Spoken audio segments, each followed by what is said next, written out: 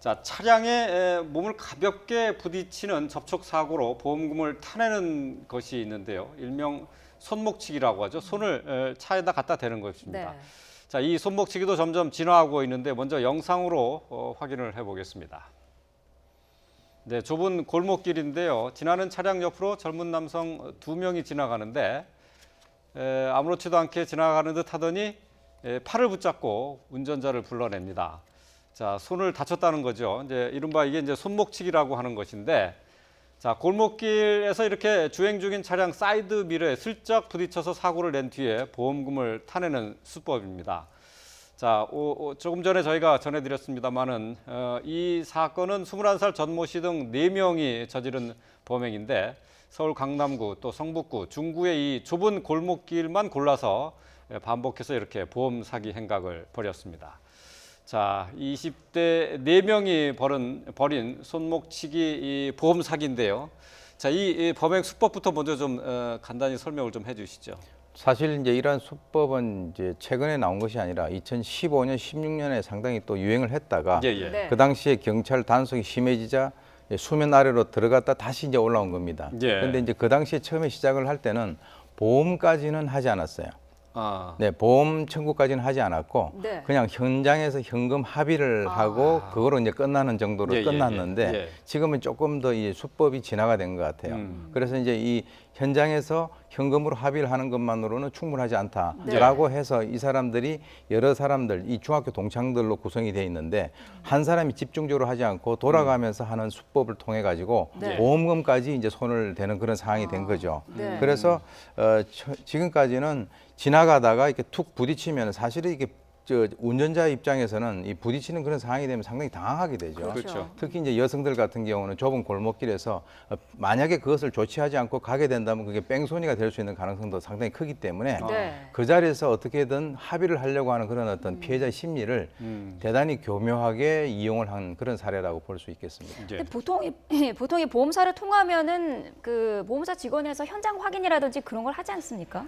가볍게 다친 경우에는 사고 접수를 시키면 보험사 직원이 전화를 하죠. 피해자한테 전화를 해서 얼마나 다치셨나요? 뭐 치료는 어떻게 하시겠습니까? 그러면서 이제 한 뭐 물리치료 좀 받겠다. 뭐 그렇게 되면 그 정도 진단서 하고 그러면 한 일주일 정도 합의하시죠. 뭐 이러면 거기에 교통비하고 뭐 이렇게 하면 그게 뭐 30에서 한 50만 원 정도 되거든요. 그러면 대면할 일이 없어요. 그러니까 그런 맹점을 지금 이 사람들이 이용을 한 건데 좀 여담이지만 이 서초동에 변호사들이 많잖아요. 거기서도 이런 일들이 제법 됩니다. 그러니까 사이드 미러에 이렇게 부딪히는 거예요. 근데 그게 부딪히는 정도가 원래 사람이 차가 오면 비켜나잖아요. 근데 비켜나지를 않고 이렇게 툭 치는 분이 있는데 거기 어느 노인분이 이걸 몇 번을 하셔가지고 현장에서 그러면 이제 한 10만 원에서 한 20만 원 받고 끝내고 이런 일이 있었어요. 그러니까 이게 굉장히 그 비일비재할 수도 있다니까 상당히 많은 수법 중에 하나입니다.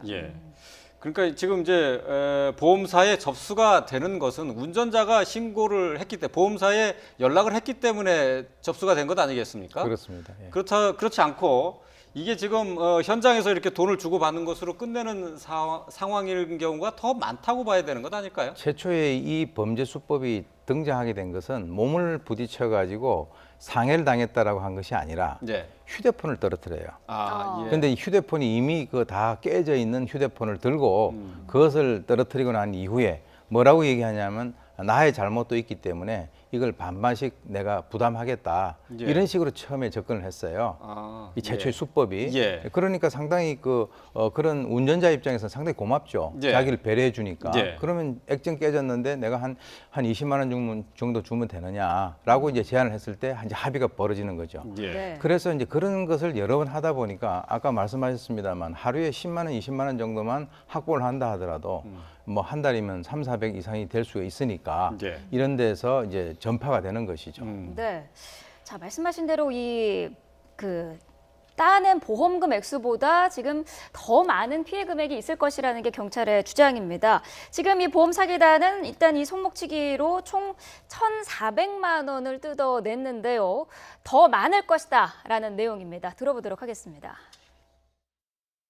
현장에서 합의를 유도해서 그 2, 30만 원씩 이제 편취한 액수는 이제 더 많을 것으로 이제 보여지므로 보험사에 연계해서 더 수사를 좀 확대하고 있습니다. 예.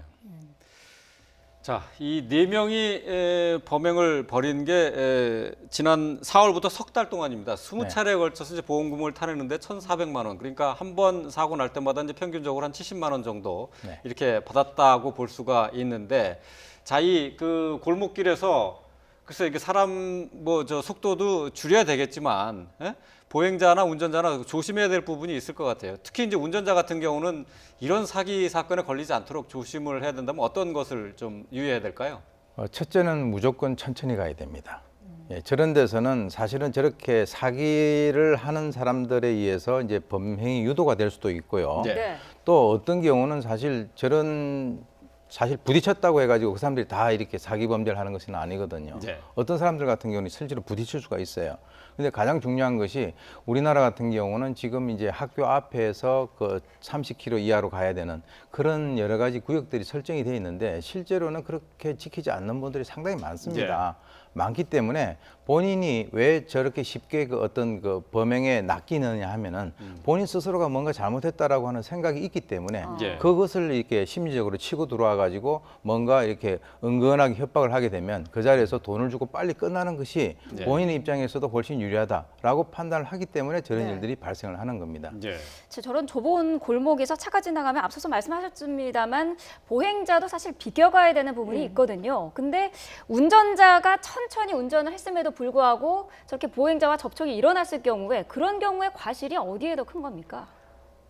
사기가 아니라고 하면은 그러면은 그 운전자가 책임을 더 많이 지게 되죠. 그러면 70% 이상은 될 거예요. 그런데 이제 그런 경우에 피해자니까 그 청소년들 경우에 뭐 옆에 친구들이랑 막 얘기하면서 간다든가 아니면 이어폰을 꽂고 가면서 이게 미처 피하지 못한 경우에 사고면은 그러면 과실상계가 제법 잡힐 거예요. 하지만 저런 보험 사기의 경우에는 이 운전자도 뭔가 이상하다는 느낌이 있거든요.